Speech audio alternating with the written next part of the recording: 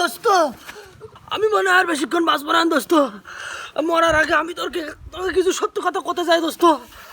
শোন দোস্ত, তোর মানি ব্যাগে সেদিনকে 500 টাকা হারা গেছিল না দোস্ত? ওই টাকা হারালে না দোস্ত? ওই টাকা আমি চুরি করিলাম দোস্ত, আমি চুরি করিলাম। আরে দোস্ত এটা কোনো বিষয় না, এসব কথা তুই বাদ দে। ওরে আরও আছে শোন,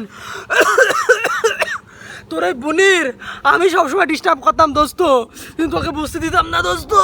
আচ্ছা দোস্ত এটাও কোনো ব্যাপার না দোস্ত। আর একটা শেষ কথা দোস্ত, তোর যে গার্লফ্রেন্ড আছে না ললিতা, ওটা ললিতা না দোস্ত, ওটা আমার ফেক আইডি ছিল দোস্ত। আমি তোর ফেক আইডিতে প্রতারণা করেছি। দোস্ত তোর মরার আগে একটা সত্যি কথা আমি বলে যাই, তোর খাবারে না আমি বিষ মিশাইলাম।